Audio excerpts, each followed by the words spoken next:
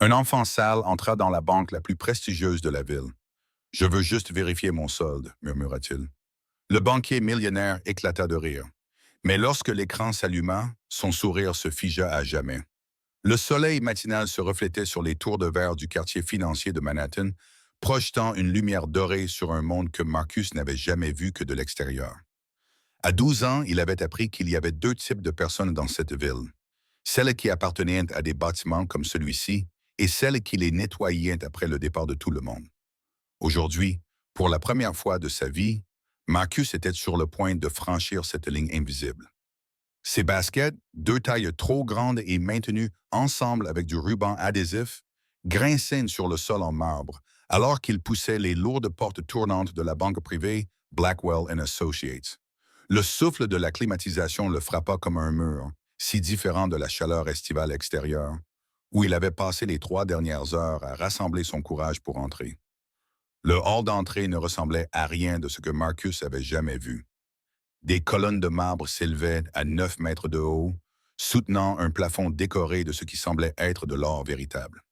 Des lustres en cristal, dont chacun valait probablement plus que tout son quartier, projetaient une lueur chaleureuse sur des meubles en cuir qui semblaient trop parfaits pour s'y asseoir. Tout sentait le luxe, un mélange de fleurs fraîches, de bois poli et d'autres choses qu'il ne pouvait pas vraiment identifier. L'argent, peut-être, le succès, l'appartenance, des choses qu'il n'avait jamais connues. Marcus serra l'enveloppe usée dans sa poche, sentant le bord de la carte bancaire à l'intérieur. Ses doigts étaient sales. Il n'y avait pas eu d'eau courante dans son immeuble depuis 3 jours, et il était très conscient de la tache de saleté sur son visage qu'il avait essayé en vain d'enlever à une fontaine publique ce matin-là. Puis-je vous aider? La voix venait d'une femme derrière un élégant comptoir d'accueil. Elle le regardait comme les gens de ce quartier le regardaient toujours, comme s'il était quelque chose de désagréable qui s'était accidentellement égaré dans la rue. Je... La voix de Marcus n'était qu'un murmure. Il s'éclaircit la gorge et réessaya. Je dois vérifier mon solde. Les sourcils parfaitement dessinés de la femme se levèrent légèrement. Je suis désolé, jeune homme, mais ceci est une institution bancaire privée. Vous cherchez peut-être la succursale qui se trouve sur... J'ai un compte ici, l'interrompit immédiatement Marcus, regrettant le ton désespéré de sa voix. J'ai une carte, dit-il en sortant l'enveloppe de ses mains tremblantes, d'où il extrait la carte noire arrivée dans sa boîte aux lettres 6 mois plus tôt. Jusqu'à présent, il avait eu trop peur de l'utiliser, craignant qu'il s'agisse d'une erreur qui lui causerait des ennuis. Mais hier, lorsque Mme Chen, la commerçante du coin, lui avait dit qu'elle ne pouvait plus lui vendre de nourriture à crédit, il avait compris qu'il n'avait pas le choix. L'expression de la réceptionniste passa du mépris à la confusion lorsqu'elle regarda la carte. Elle provenait clairement de cette banque. Le logo correspondait, mais Marcus voyait bien qu'elle avait du mal à comprendre comment un enfant qui semblait avoir dormi sous un pont pouvait avoir un compte dans l'une des banques les plus exclusives de New York.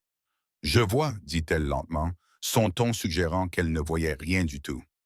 Eh bien, vous devrez parler à l'un de nos gestionnaires de compte. Si vous voulez bien patienter là-bas, dit-elle en lui indiquant un coin salon, mais Marcus l'entendait à peine. Son attention était captée par l'homme qui traversait le hall d'entrée d'un pas assuré, comme s'il en était le propriétaire, ce qui était en quelque sorte le cas, d'après la plaque nominative posée sur l'imposant bureau vers lequel il se dirigeait. Richard Blackwell. Même Marcus, qui ne connaissait rien à la banque, avait entendu parler de Richard Blackwell. Son visage était sur les panneaux d'affichage de toute la ville, toujours avec ce même sourire confiant qui disait qu'il n'avait jamais connu un moment de doute ou de difficulté dans toute sa vie. À 45 ans, il était considéré comme l'un des banquiers privés les plus prospères du pays, gérant les portefeuilles de célébrités, de magnats de la technologie et de familles fortunées depuis avant la Révolution américaine.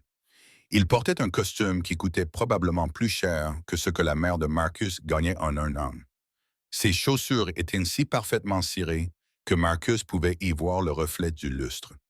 Ses cheveux argentés étaient coiffés d'une manière qui semblait décontractée, mais qui ne l'était clairement pas. Quant à sa montre, Marcus avait vu suffisamment de montres de luxe dans les vitrines des magasins pour reconnaître une PC Philippe. Elle aurait pu nourrir tous les enfants de son immeuble pendant un mois. Richard Blackwell était tout ce que Marcus n'était pas, puissant, respecté, intouchable, et il fixait Marcus d'un regard amusé et dédaigneux. Janet, appela Richard à la réceptionniste, sa voix résonnant dans le hall avec l'autorité naturelle de quelqu'un qui n'avait jamais été ignoré de sa vie. Y a-t-il une raison pour laquelle nous laissons entrer des enfants des rues dans l'immeuble? Je croyais que nous avions un service de sécurité pour ce genre de choses. Ces mots frappèrent de Marcus comme un coup physique. Dans le hall, d'autres clients, tous vêtus de costumes coûteux et de robes de créateurs, se retournèrent pour le regarder. Marcus sentit son visage brûler, un mélange de honte et de colère qui lui piquait les yeux. Monsieur le jeune homme prétend avoir un compte, commença Janet. Un compte! Le rire de Richard était aigu et cruel. Regardez-le, Janet.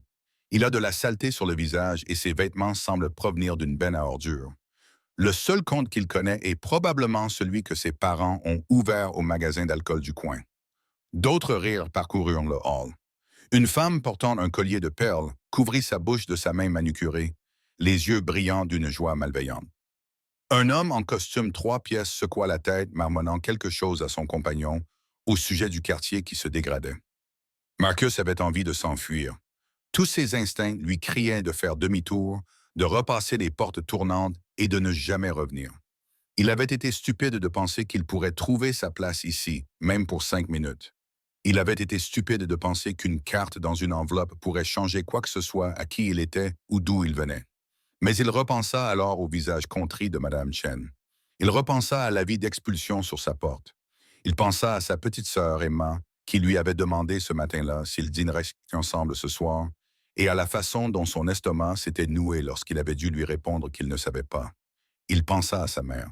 « J'ai une carte », répéta Marcus, plus fort cette fois. Sa voix tremblait, mais il se força à avancer sur le sol en marbre parfait pour se diriger vers le bureau de Richard Blackwell. « Je veux juste vérifier mon solde. » L'expression de Richard passa de l'amusement à l'irritation. De toute évidence, il s'attendait à ce que Marcus s'enfuit en pleurant. Le fait que ce gamin sale s'approche de lui semblait l'offenser personnellement. « Sécurité !»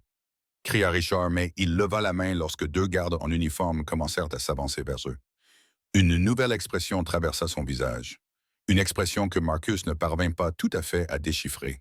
Elle ressemblait presque à de la curiosité. Non, pas de la curiosité. Quelque chose de plus prédateur, comme un chat qui a trouvé une souris et qui a décidé de jouer avec elle avant de la tuer. « En fait, attends, dit Richard, un lent sourire se dessinant sur son visage. Cela pourrait être divertissant. Il se pencha en arrière dans son fauteuil en cuir, joignant les doigts devant lui. « Viens ici, mon garçon. Voyons voir ce compte que tu as. » Marcus s'avança, les jambes tremblantes, comme si elles allaient se dérober sous lui à tout moment. Il sentait tous les regards du hall posés sur lui, le jugeant, le trouvant indigne. Ses 2 grosses baskets semblaient faire un bruit assourdissant sur le marbre. L'enveloppe qu'il tenait dans sa main lui semblait peser 1 tonne. Lorsqu'il arriva devant le bureau de Richard, il dut lever les yeux pour croiser le regard du banquier. Richard souriait toujours, mais ce n'était pas un sourire aimable. C'était le sourire de quelqu'un qui s'apprêtait à prendre son pied aux dépens d'un autre. « Laissez-moi deviner, » dit Richard assez fort pour que tout le monde dans le hall l'entende. « Vous avez trouvé cette quête dans la poubelle, ou peut-être l'avez-vous volée dans la boîte aux lettres de quelqu'un. C'est un délit fédéral, vous savez. Je pourrais vous faire arrêter immédiatement. »« Je ne l'ai pas volée, » dit Marcus d'une voix à peine plus forte qu'un murmure. « Elle a été livrée à mon appartement. Mon nom est dessus. »« Ton nom est dessus, » répéta Richard d'un ton moqueur. « Et quel est ce nom?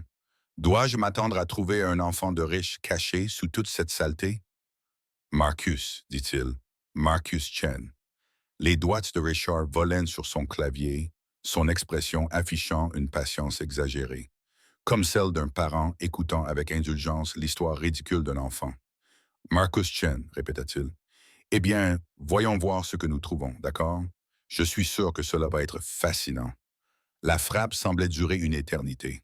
Marcus pouvait entendre son propre cœur battre dans ses oreilles. Dans le hall, les gens avaient même cessé de faire semblant de s'occuper de leurs affaires. Ils regardaient tous, attendant de voir ce pauvre gamin être démasqué comme un voleur ou un menteur, ou tout ce que Richard Blackwell déciderait qu'il était. La main de Marcus se glissa dans sa poche, touchant la seule autre chose qu'il avait toujours sur lui, une petite photo usée de sa mère. Elle souriait sur la photo avant de tomber malade. À l'époque où elle croyait encore que 3 emplois suffiraient pour offrir une vie meilleure à ses enfants. Elle s'était trompée à ce sujet. Mais peut-être, juste peut-être, avait-elle eu raison sur autre chose. Les doigts de Richard cessèrent de taper. Ses yeux se fixèrent sur son écran, et pendant une fraction de seconde, Marcus vit son expression confiante vaciller. C'était à peine perceptible, juste un léger élargissement des yeux, un petit resserrement autour de la bouche, mais c'était là. Puis le masque professionnel se remit en place, et le sourire de Richard s'élargit encore. Eh bien, dit Richard, la voix dégoulinante d'une fausse douceur. Il semble que vous ayez bien un compte, Marcus Chen. Qu'en dites-vous? Il fit une pause théâtrale, profitant pleinement de l'instant. Mesdames et messieurs, il semble que nous ayons parmi nous un véritable client. Le compte affiche un solde de... Il s'interrompit au milieu de sa phrase, les yeux rivés à nouveau sur l'écran. Cette fois, l'étincelle de surprise dura plus longtemps. Son sourire se figea sur son visage, prenant un aspect légèrement tendu. Le solde s'élève à... Richard réessaya, mais sa voix avait perdu une partie de sa certitude moqueuse. Marcus observa le visage du banquier subir une série de changements rapides. Confusion, incrédulité, choc et autre chose. Quelque chose qui ressemblait presque à de la peur. « C'est impossible », murmura Richard, si doucement que seul Marcus pouvait l'entendre. « C'est absolument impossible. » Richard Blackwell avait vu beaucoup de choses au cours de ses 23 années dans la banque privée. Il avait vu des entrepreneurs technologiques devenir milliardaires du jour au lendemain.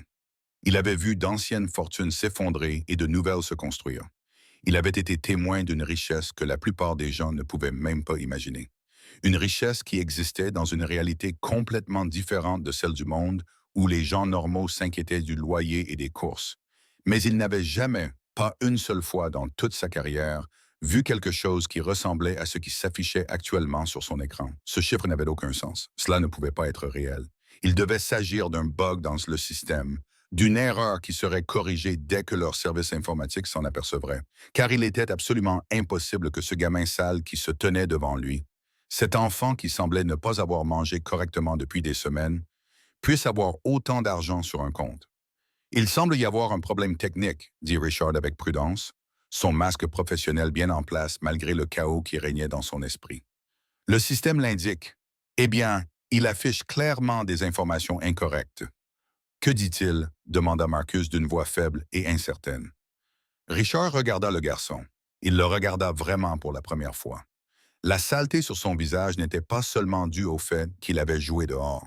C'était le genre de saleté qui s'accumule quand on n'a pas accès à de l'eau propre. Ses vêtements n'étaient pas seulement vieux ou démodés. Ils tombaient littéralement dans lambeaux, maintenus par des réparations visibles. Le ruban adhésif sur ses chaussures n'était pas un accessoire de mode, ni même une réparation temporaire. C'était une solution permanente à un problème qui ne pouvait être résolu d'aucune autre manière. Cet enfant vivait dans une véritable pauvreté. Le genre de pauvreté dont Richard avait été protégé toute sa vie. Le genre qu'il avait peut-être vu dans des documentaires, mais auquel il n'avait jamais été confronté personnellement. Et d'après l'écran devant lui, cet enfant avait un solde bancaire de 47 millions de dollars. Janet appela Richard en essayant de garder une voix calme. « Pouvez-vous venir ici un instant, s'il vous plaît? » La réceptionniste se précipita, ses talons claquant sur le marbre. « Oui, Monsieur Blackwell, j'ai besoin que vous vérifiez quelque chose sur votre terminal. Cherchez le compte de Marcus Chen. » Il épela le numéro de compte. Observant attentivement son visage, Janet tapa sur son clavier avec une efficacité acquise par l'expérience. Richard vit le moment précis où elle trouva le compte. Ses yeux s'écarquillèrent et elle pâlit. « Monsieur, » murmura-t-elle en se penchant vers lui pour qu'il soit le seul à l'entendre, le solde s'affiche. « Je sais ce qu'il indique. » Richard l'interrompit. « La question est de savoir si vous voyez la même chose que moi ou si cela ne concerne que mon terminal. » « C'est la même chose, confirma Janet, la voix légèrement tremblante. 40 ACL, 3 millions de dollars. Le dernier dépôt remonte à 6 mois. Aucun retrait, aucune activité depuis l'ouverture du compte. L'esprit de Richard tournait à toute vitesse. Il devait s'agir d'une opération de blanchiment d'argent. Ou peut-être que le compte appartenait aux parents du garçon et qu'ils étaient des criminels qui avaient ouvert le compte au nom de leur fils pour dissimuler des avoirs. Ça devait être ça. Il n'y avait pas d'autre explication logique. Marcus, dit Richard d'un ton plus sérieux, je veux que tu sois très honnête avec moi. Où as-tu trouvé cette carte? Elle est arrivée par la poste, répondit Marcus. Il y a 6 mois, il y avait une lettre avec. Une lettre de qui? De ma mère. La voix de Marcus se brisa légèrement sur le dernier mot. Avant qu'elle ne meure, le hall, qui bourdonnait de chuchotements curieux, devint soudainement silencieux. Richard sentit quelque chose de désagréable se nouer dans sa poitrine. Quelque chose qui aurait pu être de la honte, mais il la repoussa rapidement. Je vois, dit Richard avec prudence. Et ta mère était femme de ménage, dit Marcus en levant légèrement le menton, défiant la honte que Richard s'attendait clairement à le voir ressentir. Elle avait 3 emplois, parfois 4. Elle nettoyait des bureaux la nuit, travaillait dans une laverie pendant la journée et faisait tout ce qu'elle pouvait trouver d'autre. Cela n'avait encore moins de sens. Une femme de ménage avec 47 millions de dollars. À moins, Marcus, que ta mère ait été impliquée dans quelque chose d'illégal, demanda Richard, essayant de paraître diplomate plutôt qu'accusateur. Parfois, les personnes en situation financière difficile font des choix que ma mère n'était pas une criminelle, dit Marcus d'un ton sec, avec plus de force qu'il n'en avait montré depuis son entrée dans le bâtiment. C'était la meilleure personne que j'ai jamais connue. Elle s'est tuée à la tâche pour nous offrir, à ma sœur et moi, une vie meilleure. Richard remarqua que les autres clients dans le hall bougeaient, mal à l'aise. La femme au collier de perles qui riait tout à l'heure fixait maintenant ses chaussures. L'homme en costume 3 pièces s'était détourné, soudainement très intéressé par son téléphone. « Bien sûr, » dit Richard avec douceur, « je ne voulais pas insinuer quoi que ce soit. Écoutez, pourquoi ne pas poursuivre cette conversation dans un endroit plus privé? Janet, pouvez-vous accompagner monsieur à la salle de conférence B? En fait, intervint une nouvelle voix, je vais m'en occuper. Richard leva les yeux et vit James Morrison, l'un des responsables de compte senior de la banque, traverser le hall à grands pas. James avait 63 ans, travaillait à la banque depuis plus de 30 ans et avait la réputation d'être à la fois extrêmement compétent et totalement insensible au simagrée habituel de Richard. « James, je m'en occupe, » dit Richard en essayant de donner de l'autorité à sa voix. « Non, Richard, vous êtes en train de faire une scène, » répondit calmement James, « et vous êtes sur le point de commettre une très grave erreur. » Il se tourna vers Marcus avec une expression qui était en fait bienveillante. La première expression bienveillante que le garçon avait vue depuis son entrée dans le bâtiment. « Bonjour Marcus, je m'appelle James Morrison. Pourrais-tu venir avec moi? Nous pourrons régler tout cela dans un cadre plus confortable. » Marcus regarda les 2 hommes, ne sachant clairement pas à qui faire confiance. Finalement, il acquiesça. Alors que James conduisait Marcus vers les ascenseurs, Richard sentit qu'il perdait le contrôle de la situation. Il se leva rapidement. « James, je pense vraiment que je devrais être présent. »« Tu en as fait assez, » dit James sans se retourner. « Reste ici et occupe-toi de tes autres clients. »« Je m'en charge. » Richard regarda impuissant James et Marcus disparaître dans l'ascenseur. Autour de lui, le hall était toujours silencieux. Tout le monde avait été témoin de l'humiliation qu'il avait infligée à un garçon de 12 ans. Un garçon de 12 ans qui avait apparemment plus d'argent que la plupart des clients réguliers de Richard. Il se rassit à son bureau pour tenter de retrouver son calme, mais il pouvait sentir les regards, sentir le jugement. Pour la première fois depuis des années, Richard Blackwell ressentit quelque chose qu'il pensait avoir laissé derrière lui dans son enfance. La honte. À l'étage, dans une salle de conférence confortable avec un éclairage tamisé et un mobilier qui semblait réellement accueillant, James Morrison faisait ressentir à Marcus quelque chose qu'il n'avait pas ressenti depuis son entrée dans la banque. La sécurité. « Commençons par le commencement, » dit James en versant un verre d'eau à Marcus à partir d'une carafe posée sur la table. « Avez-vous faim? Je peux demander à quelqu'un d'apporter à manger. » L'estomac de Marcus gargouilla bruyamment, répondant à la question. Il acquiesça, embarrassé. James décrocha le téléphone et commanda des sandwichs, des fruits et des biscuits. « Assez pour 3 personnes, » précisa-t-il, même s'ils n'étaient que 2 dans la pièce. Lorsqu'il raccrocha, il s'installa dans le fauteuil en face de Marcus avec un sourire doux. « Ça va mieux? » demanda-t-il. « Pourquoi êtes-vous gentil avec moi? » demanda Marcus avec méfiance. « Tous les autres ici me regardent comme si j'étais une ordure. » Parce que, contrairement à Richard Blackwell, je me souviens de ce que c'est que de ne rien avoir, répondit simplement James.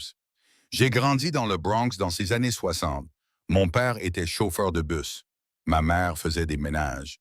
J'ai été le premier de ma famille à aller à l'université et je n'y suis parvenu que grâce à des bourses et à 3 emplois. Marcus scruta le visage de James à la recherche de signes de tromperie, mais les yeux de l'homme plus âgé étaient sincères. Maintenant, dit James en sortant une tablette, parlons de votre compte. J'ai consulté le dossier et je dois dire qu'il est assez remarquable. Le compte a été ouvert il y a 6 mois par votre mère, n'est-ce que pas? Je pense, répondit Marcus. Elle ne m'en a jamais parlé. J'ai juste reçu la carte et une lettre par la poste après qu'elle. Il ne parvint pas à terminer sa phrase. Puis-je voir la lettre? Demanda gentiment James. Marcus sortit un morceau de papier plié de sa poche. Il avait été lu et relu tant de fois que les plis commençaient à se déchirer. Il le tendit à James avec des doigts tremblants. James déplia la lettre avec précaution et commença à la lire. Au fur et à mesure que ses yeux parcouraient la page, son expression passa de la curiosité professionnelle à une profonde émotion.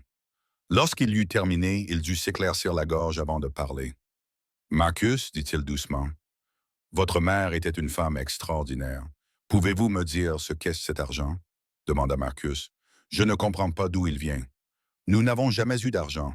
Nous pouvions à peine payer le loyer. Maman travaillait tout le temps, mais nous étions toujours fauchés. James regarda les détails du compte sur sa tablette, puis la lettre, puis Marcus. Lorsqu'il prit la parole, sa voix était chargée d'émotion. Il y a 6 mois, votre mère est venue dans cette banque. Elle n'est pas venue par l'entrée principale. Elle a utilisé l'entrée de service, car elle travaillait ici comme femme de ménage. Mais elle a réussi à obtenir un rendez-vous avec l'un de nos nouveaux gestionnaires de compte, quelqu'un qui était prêt à écouter son histoire. Quelle histoire? Marcus se pencha en avant. Ta mère économisait de l'argent depuis des années. Chaque dollar supplémentaire qu'elle gagnait allait dans une boîte à chaussures sous son lit. Elle a dit à notre gestionnaire de compte qu'elle savait qu'elle était malade, que les médecins lui avaient dit qu'il ne lui restait plus beaucoup de temps à vivre et qu'elle voulait s'assurer que toi et ta sœur ne manqueriez de rien. Marcus sentit les larmes lui monter aux yeux. Mais nous étions si pauvres. Comment avait-elle pu économiser autant? Elle n'a pas économisé, dit James doucement. L'argent sur ton compte ne provient pas d'économie, Marcus. Il provient d'une police d'assurance vie. Une assurance vie? La voix de Marcus n'était qu'un murmure. James acquiesça. Ta mère cotisait à une assurance vie depuis plus de 10 ans. De petits versements, probablement 20 ou 30 dollars par mois, qu'elle trouvait le moyen de payer même lorsque vous n'aviez pas assez pour manger. La police avait une valeur de 50 millions de dollars. Le chiffre était si élevé que Marcus n'arrivait même pas à le comprendre. 50 millions de dollars. Ce n'était pas réel. Ça ne pouvait pas être réel. Mais ce n'est pas tout. James poursuivit. Ta mère avait des instructions très précises sur la façon dont elle voulait que cet argent soit géré. Elle a créé un fonds fiduciaire avec des conditions très particulières. L'argent t'appartient, mais il est protégé. Tu ne pourras pas accéder à la totalité du montant avant d'avoir 25 ans. Jusque-là, tu auras droit à une allocation mensuelle qui sera largement suffisante pour couvrir toutes tes dépenses. Logement, nourriture, éducation, tout ce dont tu as besoin. Marcus fixait James incapable de parler. Sa mère qui s'était tuée à la tâche, qui avait porté les 3 mêmes tenues pendant 5 ans, qui s'était parfois privée de manger pour que lui et Emma puissent dîner, avait réussi à leur laisser des millions de dollars.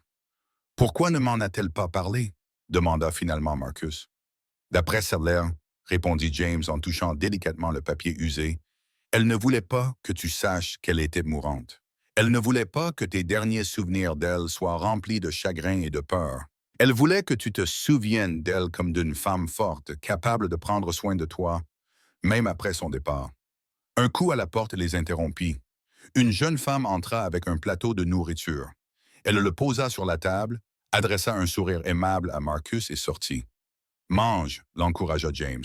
Nous avons encore des choses à discuter, mais tu dois d'abord manger. Marcus attrapa un sandwich et mangea comme s'il n'avait pas vu de nourriture depuis des jours, ce qui n'était pas loin de la vérité. Pendant qu'il mangeait, James lui donna plus d'explications sur le compte, sur la fiducie, sur le fait que Marcus aurait besoin d'un tuteur légal pour l'aider à gérer ses affaires jusqu'à ce qu'il soit plus âgé. « Et ma sœur? » demanda Marcus entre 2 bouchées. « Emma, elle n'a que 8 ans. Est-ce que cela peut l'aider aussi? » La fiducie vous couvre tous les deux, lui assura James. Votre mère s'en est assurée. Emma est incluse dans toutes les dispositions. Marcus a fini 2 sandwichs et commençait le troisième lorsque le téléphone de James a vibré. Il y a jeté un coup d'œil et a froncé les sourcils. Il semble que Richard ait passé des couples de filles, a dit James. Il est très inquiet quant à la légitimité de votre compte. Il suggère que nous fassions appel aux autorités fédérales. Il prétend qu'il pourrait s'agir de blanchiment d'argent ou de fraude. Marcus a senti la panique monter en lui. Mais ce n'est pas ma mère. Je sais, a dit James fermement. Et j'ai tous les documents pour le prouver. La compagnie d'assurance, les documents fiduciaires, tout est parfaitement légitime et légal. Richard est juste. Richard a du mal à accepter qu'il ait eu tort. Il me déteste, dit Marcus doucement. Il ne te déteste pas, corrigea James. Il déteste être ridiculisé. Il y a une différence. Richard Blackwell a bâti toute sa carrière sur le fait d'être la personne la plus intelligente de la pièce, capable de cerner instantanément les gens dans n'importe quelle situation. Tu remets ce là en question. Tu es entré dans sa banque en ayant l'air de quelqu'un qu'il pouvait ignorer, quelqu'un qu'il pouvait ridiculiser pour amuser ses riches clients, et tu t'es avéré être l'un des clients les plus riches de l'établissement. Je ne suis pas riche, protesta Marcus. Je suis juste moi.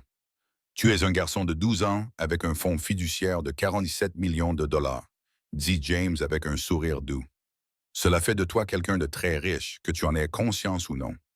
Marcus baissa les yeux vers ses vêtements sales, ses chaussures rafistolées avec du ruban adhésif, ses mains qui restaient crasseuses malgré tous ses efforts pour les nettoyer. Je ne me sens pas riche, donne-toi du temps, dit James. Maintenant, parlons de la suite. Richard Blackwell n'avait pas l'habitude d'avoir tort. Dans son monde soigneusement construit, il avait toujours 3 longueurs d'avance, il contrôlait toujours tout.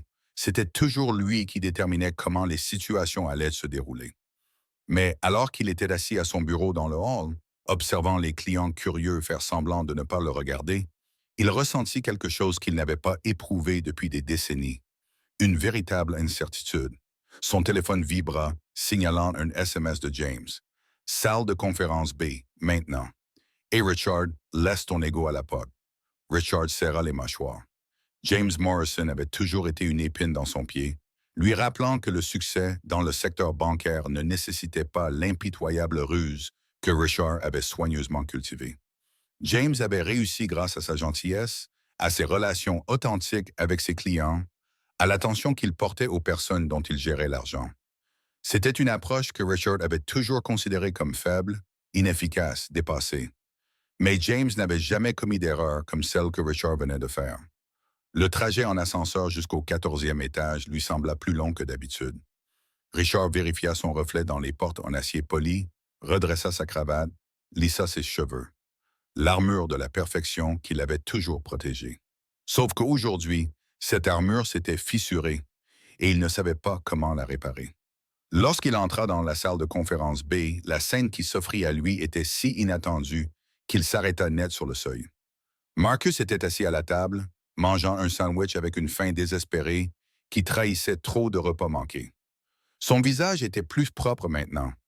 Quelqu'un lui avait apparemment donné des lingettes humides, et dans la meilleure lumière de la salle de conférence, Richard pouvait voir des détails qui lui avaient échappé auparavant. Le garçon avait clairement les yeux de sa mère, de grands yeux sombres et expressifs qui reflétaient une tristesse trop grande pour quelqu'un d'aussi jeune. Ses mains, bien que petites, présentaient des callosités qui suggéraient qu'il avait travaillé, assumant des responsabilités d'adulte bien trop tôt. James était assis en face de Marcus et entre eux, sur la table, se trouvaient des documents, beaucoup de documents.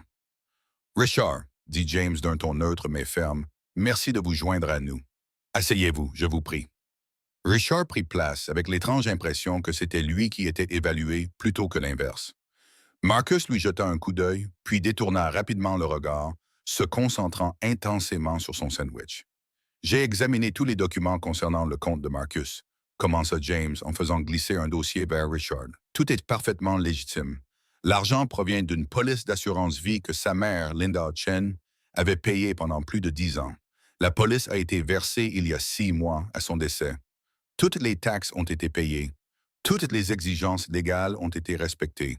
Il ne s'agit pas de fraude, de blanchiment d'argent ou de toute autre activité illégale. Richard ouvrit le dossier et commença à lire.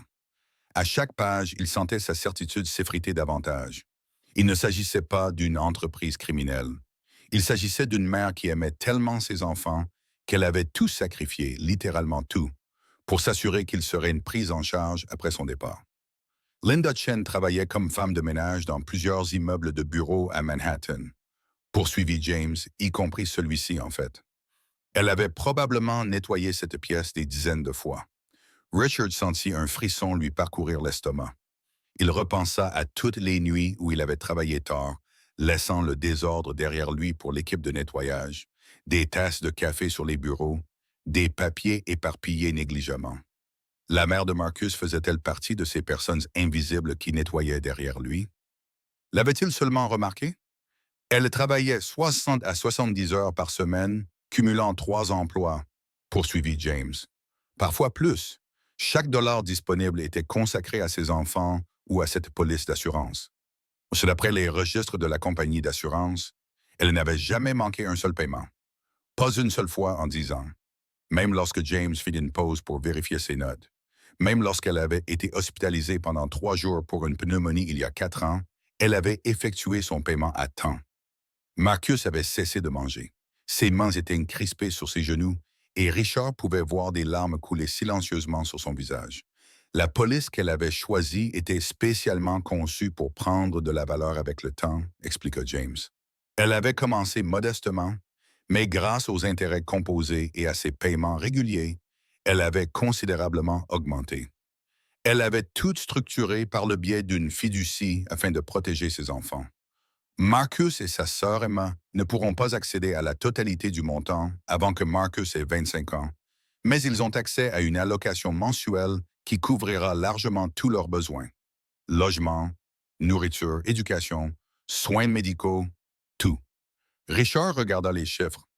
L'allocation mensuelle était de 15 000 $, ce qui était plus que suffisant pour que 2 enfants vivent confortablement, fréquentent de bonnes écoles, aient des opportunités, mais pas au point de pouvoir être gaspillés ou mal gérés rapidement. Elle a pensé à tout, dit James doucement, jusque dans les moindres détails. Elle a même inclus des dispositions spécifiques pour l'éducation d'Emma. Les frais de scolarité universitaire sont prépayés par le biais d'un fonds distinct et l'allocation prévoit des augmentations annuelles pour tenir compte de l'inflation et de l'évolution des besoins à mesure que les enfants grandissent. Comment a-t-elle su comment mettre tout cela en place? S'entendit demander Richard. C'est une planification successorale sophistiquée. La plupart des clients fortunés ne structurent pas aussi bien leur fiducie. Elle a fait des recherches, dit Marcus doucement. C'était la première fois qu'il parlait depuis que Richard était entré dans la pièce. Je me souviens qu'elle restait tard à la bibliothèque. Elle disait qu'elle suivait des cours en ligne pour améliorer son anglais, mais sa voix se brisa. Elle planifiait tout cela. Elle planifiait comment prendre soin de nous quand elle ne serait plus là.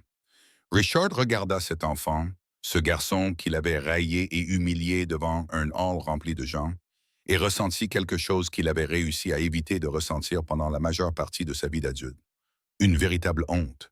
La lettre qu'elle a laissée à Marcus explique tout, dit James en ramassant le morceau de papier usé.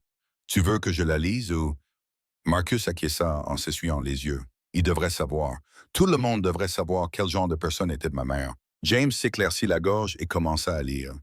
Mon cher Marcus, si tu lis cette lettre, cela signifie que je suis parti, et je suis tellement désolé de ne pas avoir pu rester plus longtemps.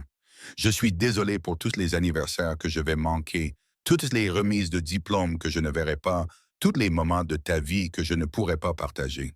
Mais j'ai besoin que tu saches quelque chose d'important. Je ne regrette pas la vie que j'ai pu mener. Les gens vont juger ce que j'ai fait. J'avais plusieurs emplois, j'étais tout le temps fatigué, je ne pouvais pas m'offrir de belles choses, et ils penseront que j'ai échoué. Ils penseront que j'aurais dû faire autre chose, être quelqu'un d'autre.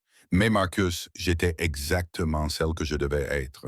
J'étais ta mère et la mère d'Emma, et c'était le travail le plus important que j'ai jamais eu. Cet argent n'est pas une excuse pour ne pas avoir été riche de mon vivant. C'est une promesse. La promesse que toi et Emma aurez des chances que je n'ai jamais eues. que tu pourras choisir ce que tu veux être au lieu de simplement accepter n'importe quel travail, que tu pourras rêver sans te soucier de payer ton loyer.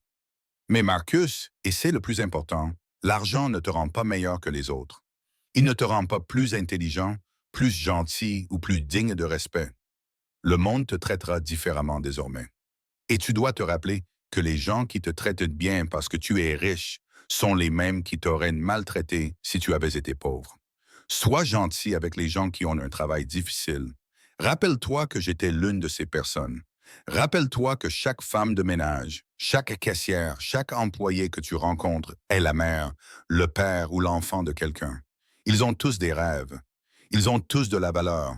L'argent n'est que de l'argent. C'est ce que tu en fais qui compte. Prends soin de ta sœur, étudie sérieusement, construis-toi une belle vie et surtout, sois heureux.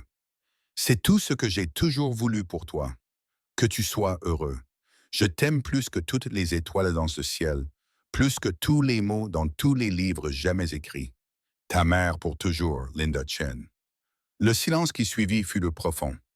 James replia soigneusement la lettre et la rendit à Marcus, qui la serra comme si c'était la chose la plus précieuse au monde, ce que Richard comprit qu'elle était.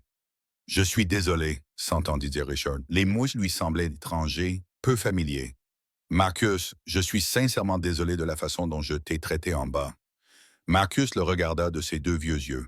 « Es-tu désolé parce que tu t'es trompé au sujet de l'argent ou parce que tu as été méchant avec un enfant qui ne le méritait pas? » La question allait droit au cœur du problème.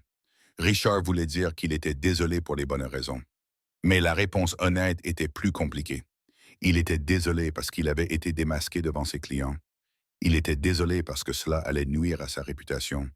Il était désolé parce qu'il était inconfortable de faire face à sa propre cruauté. Mais en regardant Marcus maintenant, en le voyant vraiment pour la première fois, Richard ressentit autre chose.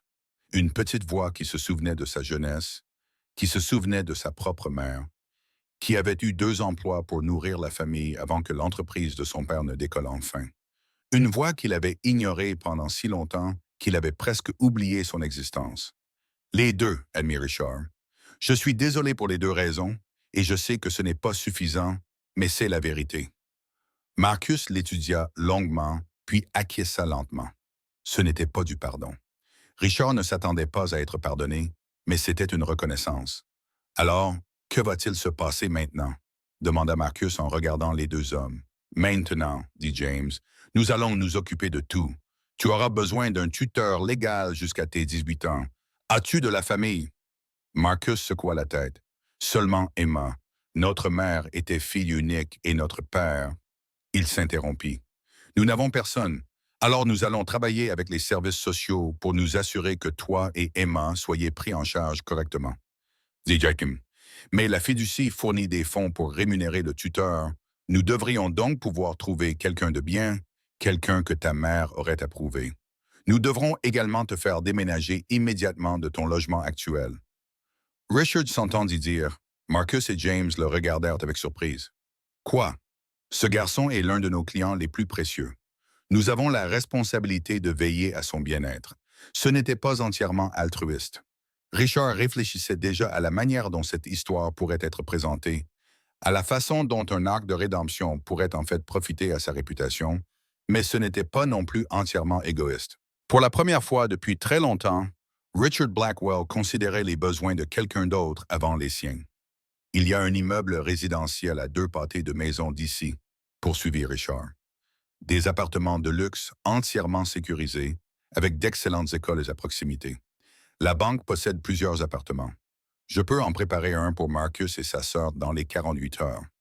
C'est très généreux, dit James, clairement méfiant quant aux motivations de Richard, mais incapable de nier que c'était une bonne solution. Marcus semblait bouleversé. Je ne peux pas. C'est trop. J'avais juste besoin de vérifier mon solde pour pouvoir faire mes courses. Marcus, dit Richard, et pour une fois, sa voix ne contenait aucune condescendance, aucune moquerie, juste une honnêteté simple. Ta vie vient de changer complètement. L'argent que ta mère t'a laissé signifie que tu n'auras plus jamais à te soucier des courses. Tu n'auras plus jamais à te soucier du loyer, des factures ou de toutes ces choses qui t'empêchaient de dormir. Ta mère s'en est assurée. Mais je ne sais pas comment être riche, murmura Marcus. Je ne sais pas comment vivre comme ça. Alors tu apprendras, dit James doucement. Un jour à la fois, et nous t'aiderons. Le soleil de l'après-midi se couchait sur le Bronx lorsque Marcus et Richard arrivèrent à l'immeuble où Marcus avait vécu pendant les 3 dernières années. La luxueuse berline de Richard semblait ridiculement déplacée dans cette rue, comme un vaisseau spatial qui aurait atterri accidentellement dans la mauvaise dimension. Richard avait insisté pour accompagner Marcus afin d'aller chercher sa sœur et leurs affaires.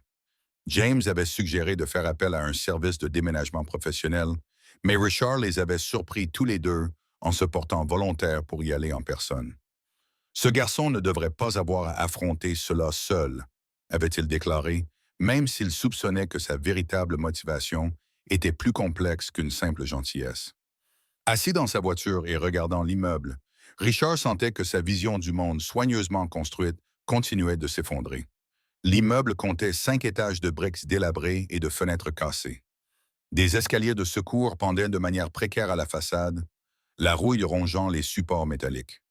Des sacs poubelles étaient empilés sur le trottoir, déchirés par des rats ou des chiens errants. Des graffitis recouvraient toutes les surfaces disponibles. Certains étaient artistiques, mais la plupart n'étaient que des inscriptions rageuses marquant un territoire. « C'est ici que tu vis ?» demanda Richard, avant de regretter immédiatement sa question. Bien sûr, c'était ici que Marcus vivait.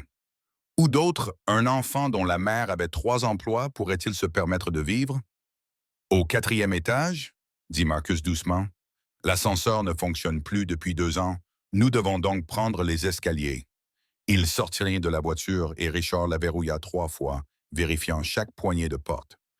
Un groupe d'adolescents assis sur les marches de l'entrée les observait avec un mélange de curiosité et de méfiance. Richard était très conscient de son costume coûteux, de sa Rolex, de la mallette en cuir qu'il portait. Il aurait tout aussi bien pu peindre une cible dans son dos. Mais Marcus fit un signe de tête aux adolescents. « Salut, Carlos. Miguel. Marcus. » L'un des garçons s'est levé d'un bond, l'inquiétude se lisant clairement sur son visage. « Où étais-tu passé? » Emma n'a pas arrêté de pleurer toute la journée. Madame Rodriguez la surveille, mais elle n'arrête pas de te demander. « Je suis désolé, » a dit Marcus. « J'avais une affaire importante à régler. Je suis là maintenant. » Le regard de l'adolescent se porta sur Richard, observant son costume coûteux avec une méfiance évidente.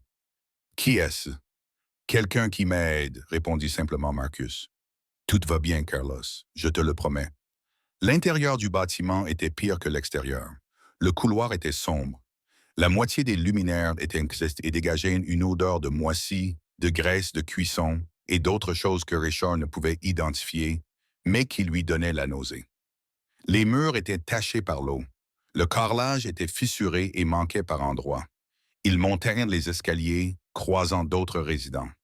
Une femme âgée portant des courses, que Marcus aida, même si Richard voyait bien que le garçon était épuisé, une jeune mère avec un bébé sur la hanche et 2 bambins accrochés à ses jambes, qui souriait faiblement à Marcus. Un homme en uniforme de gardien de sécurité qui partait pour son service de nuit. À chaque fois, Marcus les saluait par leur nom. À chaque fois, il lui demandait des nouvelles d'Emma, comment il s'en sortait, et à chaque fois, Richard se sentait de plus en plus petit. Ces gens n'avaient rien. Ils vivaient dans des conditions que Richard n'aurait pas tolérées pour un entrepôt. Mais ils se souciaient les uns des autres d'une manière que les riches clients de Richard n'avaient jamais fait. Ils formaient une communauté qui veillait les uns sur les autres, car ils comprenaient que la survie exigeait de la solidarité. Lorsqu'ils arrivèrent au 4e étage, Marcus s'arrêta devant une porte dont la peinture s'écaillait. Le numéro 4C était accroché de travers, maintenu par une seule vis. Il sortit une clé, puis s'arrêta. « Ce n'est pas grand-chose, » dit Marcus sans regarder Richard. « Je sais ce que vous pensez, mais c'était chez moi. »« Je ne pense rien, » mentit Richard. En réalité, son esprit était envahi de pensées, aucune d'entre elles flatteuse pour lui-même. Marcus ouvrit la porte. L'appartement était minuscule, peut-être 400 pieds de carré au total. Il y avait une pièce principale qui servait à la fois de salon, de salle à manger et de cuisine. 2 portes menaient à ce que Richard supposait être des chambres, même s'il soupçonnait qu'elles étaient à peine plus grandes que des placards. Les meubles étaient vieux et usés, maintenus ensemble avec détermination et du ruban adhésif. Mais l'appartement était propre, méticuleusement propre, et décoré avec un amour évident. Des dessins d'enfants couvraient les murs. Une petite bibliothèque contenait des livres de poche usés, classés par couleur. Un vase rempli de fleurs en plastique était posé sur une table placée de manière à capter la lumière de l'après-midi provenant de la seule fenêtre. Marcus. Une petite fille jaillit de l'une des chambres et se jeta dans les bras de Marcus. Elle avait 8 ans, était petite pour son âge et avait les mêmes yeux sombres que son frère. Ses vêtements étaient propres mais rapiécés. Ses cheveux étaient tirés en arrière en tresses qui commençaient à se défaire. Emma, dit Marcus en la serrant fort dans ses bras, je suis désolé d'être parti si longtemps. Je suis vraiment désolé. Madame Rodriguez a dit que tu étais parti t'occuper de choses d'adultes, dit Emma, la voix étouffée contre l'épaule de Marcus. J'avais peur que tu ne reviennes pas. Je reviendrai toujours, promit Marcus. Toujours. Mais Emma, j'ai quelque chose d'important à te dire. Quelque chose à propos de maman. Une femme plus âgée sortit de l'autre chambre. Madame Rodriguez, supposa Richard. Elle avait une soixantaine d'années, des yeux bienveillants et des mains usées qui témoignaient d'une vie de dur labeur. Marcus, dit-elle avec un soulagement évident. Dieu merci. Emma était tellement inquiète. Son regard se posa sur Richard, immédiatement méfiant. Qui est-ce votre ami? Voici Monsieur Blackwell, dit Marcus. Il travaille à la banque. Maman nous a laissé de l'argent, Madame Rodriguez. Beaucoup d'argent. L'expression de Madame Rodriguez passa rapidement par plusieurs émotions. Surprise, incrédulité, espoir, puis quelque chose qui ressemblait à du chagrin. Linda, murmura-t-elle en pensant à cette femme. Elle planifiait toujours tout, anticipait toujours tout. Elle s'essuya rapidement les yeux. Combien d'argent, Miko? Marcus regarda Richard, impuissant. Même après avoir passé des heures à en discuter, il n'arrivait toujours pas à se faire une idée précise du montant. Assez pour qu'ils n'aient plus jamais à s'inquiéter, répondit Richard doucement. Assez pour leur offrir d'excellentes écoles, une maison sûre, tout ce dont ils ont besoin. Madame Rodriguez porta ses mains à sa bouche, les larmes coulant maintenant librement. Linda, belle folle, tu l'as vraiment fait. Fait quoi? Demanda Emma, l'air perplexe. Marcus s'agenouilla pour se mettre à la hauteur de sa sœur. Emma, tu te souviens que maman disait toujours qu'elle veillerait à ce que nous allions bien, que nous aurions toujours ce dont nous avions besoin. Emma acquiesça solennellement. Elle l'a fait, dit Marcus, les larmes aux yeux. Elle nous a laissé assez d'argent pour que nous puissions avoir un bel appartement, que tu puisses aller dans une bonne école et que nous puissions manger quand nous avons faim. Et sa voix se brisa. Elle a pris soin de nous, Emma. Même après son départ, elle continue de prendre soin de nous. Emma resta silencieuse un instant, digérant cette information. Puis elle posa la question qui brisa le cœur de Richard. « Ça veut dire qu'on n'aura plus jamais faim? » Richard se détourna, incapable de regarder, incapable de supporter le poids de cette simple question. Ses enfants, ses bébés, avaient vécu avec la faim comme compagne constante. Alors qu'il dépensait des centaines de dollars pour des déjeuners d'affaires qu'il touchait à peine, ses enfants se demandaient s'ils auraient à manger le soir. « Non, ma chérie, » dit Marcus en serrant Emma contre lui. « Nous n'aurons plus jamais faim. » Madame Rodriguez sanglotait ouvertement à présent. « Ta mère? » Elle rentrait à la maison à 3 heures du matin et trouvait encore l'énergie de tresser les cheveux d'Emma pour l'école, où elle faisait des doubles journées à la laverie le week-end et ne se plaignait jamais, pas une seule fois. Nous savions tous qu'elle était malade, mais elle continuait à travailler, à sourire, à nous dire qu'elle allait bien. Elle n'allait pas bien, dit Marcus doucement. Elle était en train de mourir et elle le savait, mais elle ne voulait pas que nous le sachions parce qu'elle ne voulait pas nous faire peur. Richard se retourna enfin vers la pièce. Elle vous protégeait, dit-il jusqu'à la fin. Elle vous protégeait. Emma leva les yeux vers Richard pour la première fois, l'observant avec la franchise que seuls les enfants possèdent. Tu vas aider mon frère? Oui, répondit Richard, et il le pensait plus sincèrement qu'il ne l'avait fait depuis longtemps. Je vais vous aider toutes les deux. D'accord, dit simplement Emma, avec la confiance naïve d'une enfant à qui on a appris que la plupart des adultes sont des gens bien qui font de leur mieux. On peut emmener Bonnie?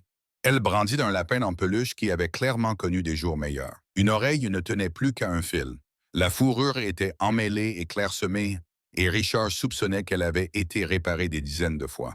« On peut emporter tout ce que tu veux, » lui assura Marcus. Ils passèrent l'heure suivante à faire leur bagage. Il n'y avait pas grand-chose à emporter. Quelques vêtements de rechange pour chacun, quelques livres, les peluches d'Emma, les documents scolaires de Marcus et des photos de leur mère. Tout ce qu'ils possédaient tenait dans 4 sacs poubelles et une petite valise. Richard regarda Marcus décrocher soigneusement les dessins des murs, tandis qu'Emma rassemblait ses crayons de couleur et le cahier dans lequel elle s'était entraînée à écrire son nom. Il les regarda dire au revoir à Madame Rodriguez, qui leur fit promettre de l'appeler, de lui rendre visite, de ne jamais oublier d'où ils venaient. Vous êtes de bons enfants, leur dit Madame Rodriguez en les serrant tous les deux très fort dans ses bras. Votre maman vous a bien élevés. Ne laissez pas l'argent changer cela. Nous ne le ferons pas, promit Marcus. Alors qu'ils descendaient les sacs dans les escaliers, Richard insista pour porter les plus lourds. Malgré les protestations de Marcus, d'autres résidents sortirent pour leur dire au revoir. La nouvelle de la bonne fortune des enfants s'était rapidement répandue. Il n'y avait aucune jalousie sur leur visage, seulement une joie sincère. Ces gens comprenaient ce que signifiait lutter, et ils célébraient cette rare victoire. Carlos et ses amis aidèrent à porter les sacs jusqu'à la voiture. Un homme âgé a donné 20 $ à Marcus pour les urgences, refusant de les reprendre, même lorsque Marcus a essayé de lui expliquer qu'il n'en avait plus besoin. Une jeune femme a donné à Emma une barre chocolatée pour la route. Richard a alors compris ce qu'était une communauté, ce que signifiait réellement prendre soin de ses voisins. Ce n'étaient pas des galas de charité où des gens riches signaient des chèques pour se sentir mieux dans leur peau, mais de véritables liens humains. Des gens qui prenaient soin les uns des autres parce que c'était la bonne chose à faire. Une fois dans la voiture, les sacs chargés, Richard a démarré le moteur, mais n'est pas parti immédiatement. Il a regardé Marcus et Emma dans le rétroviseur. Ces deux enfants qui avaient tout perdu, mais qui avaient conservé leur dignité, leur gentillesse, leur honnêteté fondamentale. Merci, a dit Marcus doucement, pour m'avoir accompagné, pour ne pas m'avoir laissé faire ça tout seul. Richard serra fermement le volant. Marcus, j'ai quelque chose à te dire, et j'ai besoin que tu m'écoutes vraiment. Les deux enfants le regardèrent attentivement. Ce que je t'ai fait ce matin à la banque, t'humilier, te ridiculiser, te traiter comme si tu n'étais rien, c'était impardonnable. J'ai passé toute ma carrière à juger les gens en fonction de leurs vêtements, de leur adresse, de leur compte en banque. Je me suis convaincu que l'argent équivaut à la valeur, que le succès équivaut à la supériorité. Il se tourna pour les regarder directement. Mais votre mère, qui gagnait sa vie en nettoyant des toilettes, qui travaillait jusqu'à l'épuisement, qui n'a jamais eu de vêtements coûteux ni de voiture de luxe, elle valait plus que 1000 hommes comme moi. Elle avait compris quelque chose que j'avais oublié, que la valeur d'une personne ne se mesure pas à ce qu'elle possède, mais à ce qu'elle donne. Maman disait toujours qu'être gentil ne coûte rien, dit Emma timidement. Ta mère était une femme sage, répondit Richard. Et je vais essayer, vraiment essayer d'être meilleur, d'être le genre de personne qui aurait vu la valeur de ta mère, qui aurait vu ta valeur, indépendamment du montant de ton compte en banque. Marcus acquiesça lentement. C'est tout ce qu'elle aurait voulu que les gens essaient d'être meilleurs. Richard passa la première et s'éloigna du trottoir. Dans le rétroviseur, il pouvait voir les résidents de l'immeuble leur faire signe de la main, voir Madame Rodriguez s'essuyer les yeux sur son tablier. Alors qu'il roulait vers Manhattan, vers l'appartement de luxe qui serait la nouvelle maison de Marcus et Emma, Richard se fit une promesse. Il aiderait ses enfants, oui, mais plus que cela, il les laisserait l'aider. L'aider à se souvenir de ce qui comptait vraiment. L'aider à devenir le genre de personne qui voyait la valeur de chacun, et pas seulement de ceux qui pouvaient s'offrir ses services. Il réalisa que c'était l'enseignement le plus important qu'il ait jamais reçu. Et ses professeurs avaient 12 et 8 ans. 3 mois s'étaient écoulés depuis ce vendredi matin où Marcus Chen était entré dans la banque privée Blackwell and Associates, le visage couvert de saleté et le cœur rempli de peur. 3 mois depuis que le monde soigneusement construit par Richard Blackwell avait été bouleversé par un garçon de 12 ans et une lettre d'une mère qui aimait ses enfants plus que tout au monde. L'appartement de luxe de Park Avenue s'était transformé en un endroit qui ressemblait vraiment à un foyer. Les dessins de mœurs recouvraient désormais tout un mur. Richard avait insisté pour les faire encadrer par un professionnel, même si Marcus avait fait valoir qu'il ne s'agissait que de croquis au crayon. Le mobilier était toujours aussi coûteux, mais Marcus avait choisi des meubles confortables plutôt qu'imposants. Des animaux en peluche côtoyaient de nouveaux livres. La cuisine, qui semblait incroyablement grande au début, était désormais régulièrement remplie de l'odeur des biscuits qu'Emma apprenait à faire avec leur nouvelle tutrice, Madame Patterson. Madame Patterson était une enseignante à la retraite, âgée d'une cinquantaine d'années, qui avait perdu sa propre fille d'un cancer 10 ans plus tôt.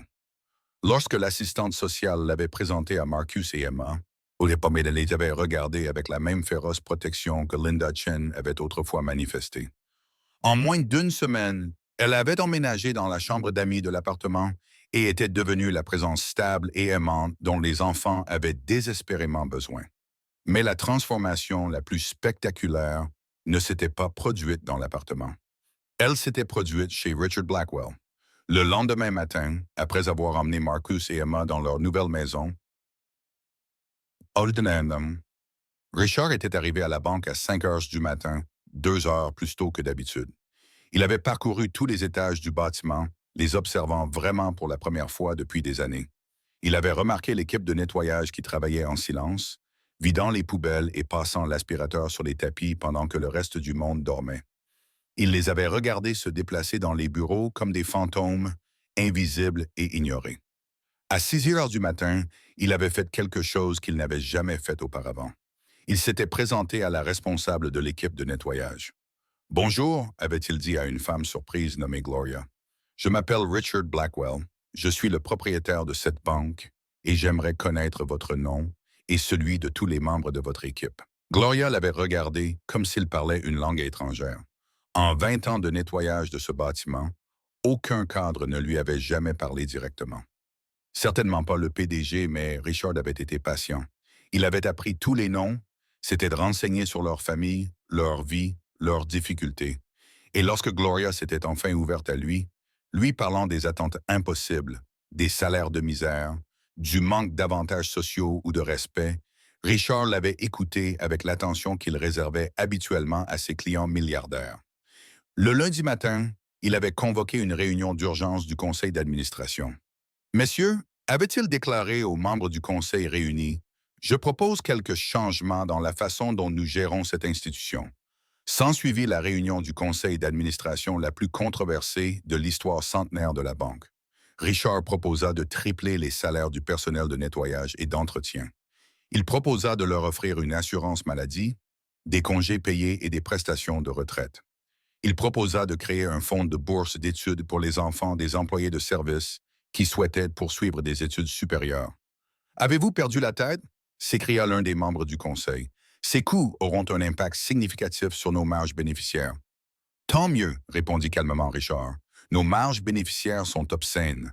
Nous pouvons nous permettre de traiter les personnes qui font fonctionner ce bâtiment comme des êtres humains plutôt que comme des ressources jetables. » Le vote fut serré, mais Richard l'emporta de justesse. 2 membres du conseil démissionnèrent en signe de protestation. Richard les avait remerciés pour leur service et n'avait pas pris la peine de cacher son soulagement à leur départ. Il avait alors commencé à apporter des changements à la façon dont la banque traitait tous ses employés et pas seulement les employés de service. Les entretiens de départ ont révélé un schéma de discrimination, de favoritisme et de gestion basé sur la peur. Richard avait licencié 3 cadres supérieurs qui avaient créé des environnements toxiques. Il avait mis en place des critères de promotion transparents. Il avait commencé à écouter réellement les employés plutôt que de se contenter de donner des ordres. La presse financière avait été impitoyable. « Blackwell s'adoucit », titrait d'un journal. « La curieuse transformation des dirigeants bancaires inquiète les investisseurs », disait un autre.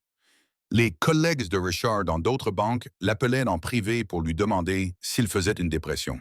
Il leur répondait tous la même chose. « J'ai rencontré quelqu'un qui m'a appris à quoi ressemble la vraie richesse, et ce n'est pas dans un compte bancaire. » Assis dans son bureau par un après-midi frais d'octobre, Richard examinait les rapports trimestriels lorsque son assistant l'avertit de leur arrivée. Richard était en train d'examiner les rapports trimestriels lorsque son assistant l'a appelé. « Monsieur Blackwell, Marcus et Emma Chen sont là pour vous voir. » Richard a souri, ce qu'il faisait beaucoup plus souvent ces derniers temps. « Faites les entrées. » Marcus et Emma sont entrés et Richard s'est encore émerveillé de leur transformation. Marcus portait des vêtements qui lui allaient bien. Son visage était net et semblait en bonne santé, et surtout, la peur constante dans ses yeux avait été remplacée par autre chose. Pas exactement du bonheur. Le chagrin d'avoir perdu sa mère était encore trop frais pour cela, mais plutôt la paix, la sécurité, l'espoir. Emma s'épanouissait. Elle avait commencé dans une nouvelle école où elle obtenait des A dans toutes les matières. Elle s'était fait des amis. Elle avait pris du poids, un poids sain grâce à des repas réguliers et sans se demander d'où viendrait le prochain. Elle avait 8 ans et pouvait enfin vivre comme une enfant de 8 ans. Monsieur Blackwell, dit Emma en courant vers lui pour lui faire un câlin. Elle avait perdu sa timidité initiale à son égard dès la première semaine. J'ai eu 100% à mon test de maths. C'est merveilleux, dit Richard, sincèrement ravi. Tu l'as apporté pour me le montrer? Elle sortit une feuille de son sac à dos, rayonnante de fierté. Richard fit mine de l'examiner attentivement, puis fouilla dans le tiroir de son bureau et en sortit un autocollant en forme d'étoile dorée. Il avait commencé à les garder spécialement pour les visites d'Emma. « Ça va dans ton livre de réussite », dit-il solennellement en le lui tendant. Emma colla soigneusement l'autocollant sur son test, puis s'assit dans l'un des fauteuils en cuir et sortit un livre pour lire. Pendant que les adultes discutaient, Marcus prit l'autre fauteuil, l'air plus sérieux. « Je voulais te parler de quelque chose. »« Bien sûr, qu'as-tu en tête? J'ai beaucoup réfléchi à ce que ma mère voulait, » commença Marcus. « Pas seulement pour moi et Emma, mais au-delà de ça. Elle a écrit dans sa lettre que l'argent n'est que de l'argent. C'est ce que tu en fais qui compte. » Richard acquiesça, attendant la suite. « Je veux créer une fondation, » dit Marcus, « pour les enfants comme Emma et moi. Les enfants dont les parents travaillent d'arrache-pied mais n'arrivent toujours pas à joindre les deux bouts. Je veux les aider. » Richard sentit sa gorge se serrer. « C'est une très belle idée, Marcus. Quel genre d'aide envisages-tu? »« Toutes, » répondit Marcus, sa voix gagnant en force à mesure qu'il parlait. « Des fournitures scolaires, du soutien scolaire, une aide alimentaire, aider les parents à trouver de meilleurs emplois. Mais aussi, et c'est le plus important, je veux aider les gens à voir ces enfants, à vraiment les voir, comme vous ne m'avez pas vu au début. » Les mots firent mal, mais Richard ne broncha pas. « Tu as tout à fait raison. Qu'est-ce que tu as en tête? » Marcus sortit un cahier. Il avait clairement tout planifié avec soin. « J'ai fait des recherches sur d'autres fondations. J'en ai parlé à Mme Patterson. Je veux l'appeler la Fondation Linda Chen pour les familles actives et je veux faire un don de 10 millions de dollars provenant de ma fiducie pour la lancer. » Richard cligna des yeux. « Marcus, c'est une somme considérable. » « Je sais, » répondit Marcus, « mais c'est ce que maman aurait voulu. Elle n'a pas économisé tout cet argent juste pour que je puisse acheter des choses coûteuses. Elle l'a économisé pour que je puisse changer les choses. Tu comprends qu'il s'agit d'un engagement à long terme, » demanda Richard avec prudence. « Diriger une fondation est un travail sérieux. Cela nécessite une supervision, une administration et une planification minutieuse. »« Je sais, » répondit Marcus. « C'est pourquoi j'espérais que tu m'aiderais. Pas seulement pour l'aspect financier, mais aussi pour t'assurer que cela aide réellement les gens. Tu comprends comment faire fonctionner les choses dans le monde des affaires. » Richard resta silencieux pendant un long moment. Il y a 3 mois, il aurait rejeté cela comme un rêve naïf d'enfant, mais il avait suffisamment appris depuis pour reconnaître que Marcus avait compris quelque chose de profond, quelque chose que Richard était encore en train d'apprendre. « Je serais honoré de t'aider, » dit Richard. « À une condition, » dit Marcus, l'air méfiant. « Quelle condition? »« Que tu me laisses donner 10 millions de dollars de mon propre argent pour compléter le tien. » Richard répondit. « Ta mère m'a enseigné une leçon que j'avais désespérément besoin d'apprendre. C'est l'occasion pour moi de mettre cette leçon en pratique. » Les yeux de Marcus s'écarquillèrent. « Fais cela, Marcus. Il y a 3 mois, j'étais un homme qui mesurait son succès à la taille de son compte en banque et à la peur dans les yeux de ses employés. J'étais malheureux, même si je ne pouvais pas me l'avouer. La lettre de ta mère, l'amour qu'elle te portait à toi et à Emma, le sacrifice qu'elle a fait pour toi, tout cela m'a montré ce qui me manquait. » Richard se leva et se dirigea vers la fenêtre, regardant la ville. « J'ai passé les 3 derniers mois à essayer d'être meilleur, à traiter les gens avec dignité, à me soucier réellement des employés qui travaillent pour moi. Et tu sais ce que j'ai découvert? Quoi? Je suis plus heureux que je ne l'ai été depuis 20 ans, dit simplement Richard. Je dors mieux. J'aime vraiment venir travailler. J'ai renoué avec ma fille. Je t'ai dit que j'avais une fille. Elle a 25 ans. Pendant des années, elle ne m'a pas adressé la parole parce que j'avais été un père épouvantable. Mais elle m'a appelé la semaine dernière. Elle m'a dit qu'elle avait entendu parler des changements que j'avais entrepris et qu'elle voulait me rencontrer pour prendre un café. Marcus sourit. Tu y es allé? Nous avons pris un café pendant 3 heures. Richard dit, la voix chargée d'émotion. 3 heures à vraiment parler, à vraiment s'écouter l'un l'autre. Je lui ai parlé de vous et d'Emma, de votre mère. Je lui ai dit que j'essayais d'apprendre à devenir une meilleure personne. Qu'a-t-elle répondu? Elle a dit qu'il était temps. Richard rit. Mais elle a aussi dit qu'elle a été fière de moi. Savez-vous depuis combien de temps personne ne m'avait dit qu'il était fier de moi? Pas impressionné par mon argent ou ma réussite, mais vraiment fier de moi en tant que personne. Emma a levé les yeux de son livre. Je suis fier de vous, Monsieur Blackwell. Cette simple déclaration, prononcée avec une conviction si sincère, a presque bouleversé Richard Hard. Il a dû s'éclaircir la gorge plusieurs fois avant de pouvoir répondre. Merci, Emma. Cela signifie plus que tu ne le penses. James Morrison est apparu dans l'embrasure de la porte et a frappé doucement. Désolé de vous interrompre, mais Richard, l'équipe de Channel 7 est là pour l'interview. Une interview? Demanda Marcus. Richard avait prévu d'en parler à Marcus, mais la proposition de fondation du garçon avait fait dérailler ses plans. On m'a demandé de donner une interview sur les changements que nous avons apportés à la banque. J'allais te demander si tu serais prêt à y participer, mais tu n'es pas obligé. Quel genre d'interview? Demanda Marcus avec prudence. Ils veulent en parler de la façon dont ma rencontre avec toi a changé ma perspective sur le leadership et la dignité humaine, expliqua Richard. Mais je ne le ferai pas sans ta permission. Ton histoire t'appartient, réfléchit Marcus pendant un instant. Est-ce que cela aidera d'autres personnes, d'autres enfants qui sont en difficulté? Je pense que oui, répondit Richard honnêtement. Cela pourrait inciter d'autres chefs d'entreprise à examiner la façon dont ils traitent leurs employés. Cela pourrait aider les gens à comprendre que tout le monde mérite dignité et respect, quel que soit son emploi ou son revenu. Alors je vais le faire, décida Marcus. Mais je veux parler de ma mère, de qui elle était vraiment. L'interview eut lieu dans la salle de conférence de la banque. La journaliste, une femme nommée Sarah Chen, sans lien de parenté avec Marcus, bien que la coïncidence ait fait réfléchir tout le monde, était professionnelle mais chaleureuse. Elle avait fait ses recherches et abordait l'histoire avec un intérêt sincère plutôt que de chercher le scandale. Me dit Blackwell. Sarah a commencé. Il y a 3 mois, vous étiez connu comme l'un des dirigeants les plus impitoyables de la banque privée. Votre style de gestion était décrit comme féroce et intimidant. Qu'est-ce qui a changé?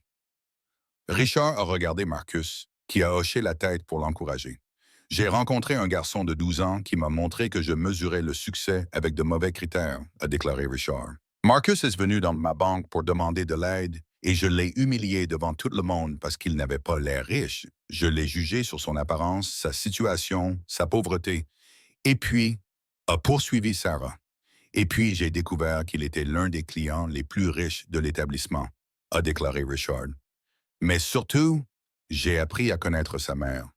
Linda Chen avait 3 emplois. Elle nettoyait des bureaux et faisait des lessives. Elle portait les mêmes vêtements pendant des années. Elle s'abstenait parfois de manger pour que ses enfants puissent dîner. Et pendant qu'elle faisait tout cela, elle construisait pour ses enfants un avenir plus impressionnant que tout ce que j'avais jamais accompli. Marcus a pris le relais, parlant de sa mère avec un mélange de fierté et de chagrin qui était déchirant à voir. Il a parlé de ses sacrifices, de son amour, de son dernier cadeau à ses enfants. Emma est intervenue de temps en temps pour évoquer des souvenirs de leur mère qui leur tressait les cheveux avant l'école, qui les bordait le soir, même si elle était épuisée. L'argent, c'est formidable, a déclaré Marcus. Cela signifie qu'Emma et moi n'avons pas à nous soucier de la nourriture, du logement ou de l'éducation. Mais le véritable cadeau que ma mère nous a fait, c'est de nous avoir montré comment être de bonnes personnes, comment travailler dur, comment prendre soin des autres, comment ne jamais traiter quelqu'un comme un être inférieur. Sarah s'est tournée vers Richard. Et cette leçon vous a inspiré à apporter des changements importants à la façon dont vous gérez votre entreprise? Cela m'a inspiré à devenir la personne que j'aurais dû être depuis toujours. Richard a corrigé. Nous avons triplé les salaires des employés de service, mise en place des programmes d'avantages sociaux complets, créer des programmes de bourse d'études et fondamentalement changer notre culture d'entreprise qui était basée sur la peur pour une culture basée sur le respect.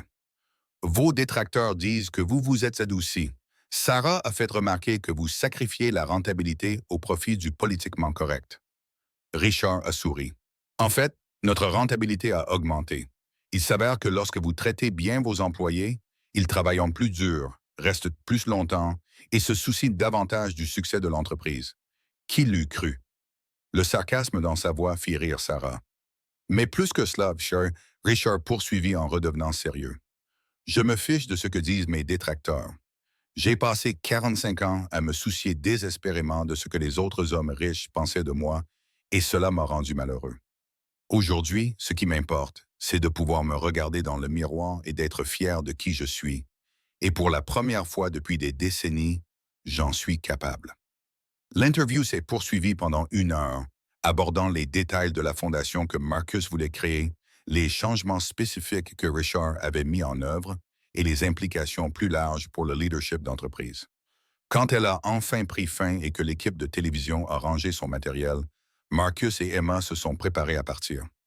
Merci d'avoir fait cela, a dit Marcus à Richard, d'avoir accepté de parler de ce qui s'est passé. Merci de m'avoir donné la chance de m'améliorer, répondit Richard. Vous, Emma et votre mère, vous m'avez sauvé la vie. Je sais que cela peut paraître dramatique, mais c'est vrai. Je menais une vie sans sens, sans but, sans véritable lien humain. Vous m'avez rendu tout cela. Emma le serra à nouveau dans ses bras. Vous êtes quelqu'un de bien, Monsieur Blackwell. J'essaie de l'être, répondit Richard. Chaque jour, j'essaye. Après leur départ, Richard s'assit seul dans son bureau alors que le soleil se couchait sur Manhattan. Il pensa à Linda Chen, une femme qu'il n'avait jamais rencontrée, mais qui avait complètement changé sa vie. Il pensa au nombre de Linda Chen qui travaillaient dans l'ombre, sacrifiant tout pour leurs enfants, sans jamais obtenir de reconnaissance ni de respect. Il prit son téléphone et appela James Morrison. James, je veux développer nos programmes d'aide aux employés.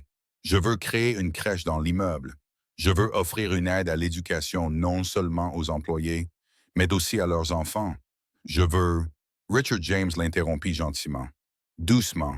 Nous pouvons faire tout cela, mais nous devons planifier soigneusement. Je sais, dit Richard, mais je sais aussi que chaque jour que nous attendons est un jour de plus où quelqu'un comme Linda Chen travaille jusqu'à l'épuisement sans aucun soutien. Je ne veux plus attendre. Alors nous n'attendrons plus, dit simplement James. Nous commencerons à planifier dès demain. Richard raccrocha et se tourna vers son ordinateur. Il avait un email à écrire à sa fille pour lui proposer de dîner ensemble ce week-end, à son ex-femme pour s'excuser de ses décennies d'absence émotionnelle, aux employés qu'il avait maltraités au fil des ans, pour leur présenter ses excuses sincères et, dans la mesure du possible, leur offrir une compensation. Il avait beaucoup de travail à faire, beaucoup d'années à rattraper, beaucoup de dégâts à réparer. Mais pour la première fois de sa vie, Richard Blackwell faisait un travail qui avait vraiment de l'importance. Et tout avait commencé avec un gamin sale qui lui avait demandé de vérifier son solde. Et un millionnaire qui avait appris que la véritable richesse ne se mesurait pas en dollars, mais en vie touchée, en gentillesse témoignée et en dignité accordée à chaque être humain. L'écran avait affiché un chiffre, 47 millions de dollars, qui avait figé le sourire de Richard.